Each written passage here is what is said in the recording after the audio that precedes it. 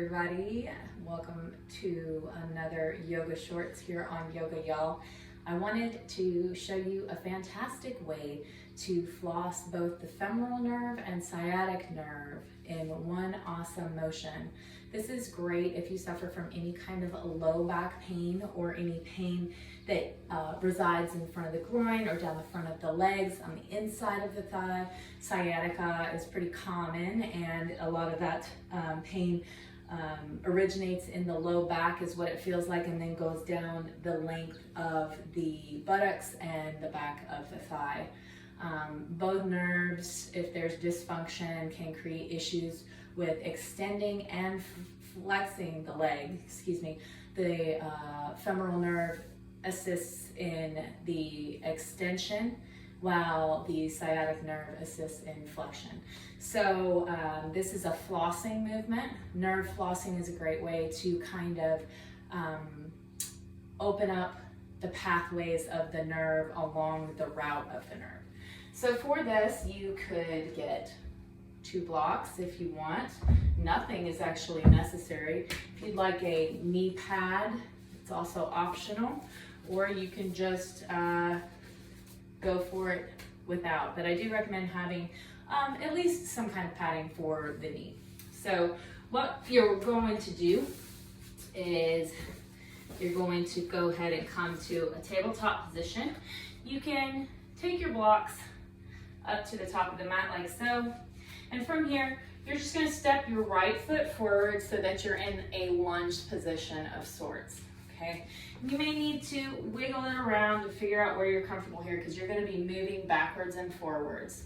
So how you complete this nerve flossing sequence is simply by rocking the hips backward, keeping the toes flat against the mat on that front foot, and then you'll round the spine, inhale, bring it forward, and arch the spine. So we're doing like a cat-cow in motion here.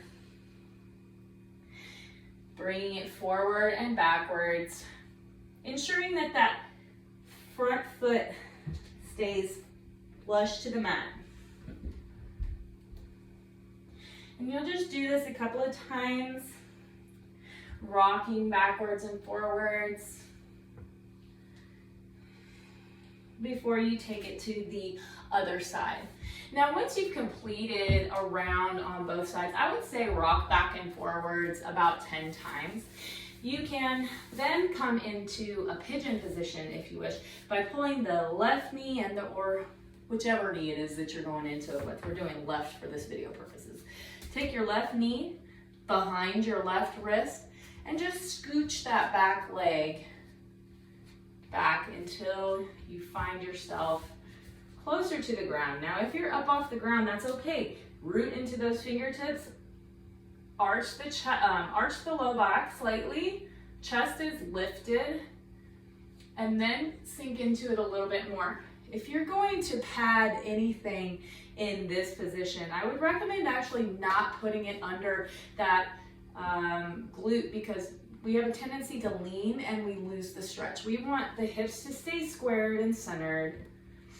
What you could do, though, if that's too much for you, is you can take a block and place it so that the knee is actually closer to the torso. You're still getting a really great stretch with a little bit more support, and you're still maintaining that square to the front of the mat. You could also roll up a blanket and place it under the knee. And from here, you can just fold it forward if that feels good for you. The closer in your heel is to your groin, the less intensity there'll be in the stretch. So also another good tidbit, if you've got funky knees, the best way to come in to that pigeon posture to kind of maximize the stretch without hurting the knee is you're going to want to place that foot flat on the mat with the top of the foot down. Toes are clicking towards the mat, like you're gripping the mat with your toes. You'll scoot that back leg back, keeping those toes clicking down on the mat. That engages the fibularis muscle, which in turn keeps the knee in a safe position. So from here, just arch that low back just a little bit, chest, heart open, should feel like an amazing stretch from here. Pigeon is fantastic for sciatica. And you'll just breathe here from anywhere to 30 seconds to 5 minutes. So I hope you enjoyed this little short for low back and lower body related issues.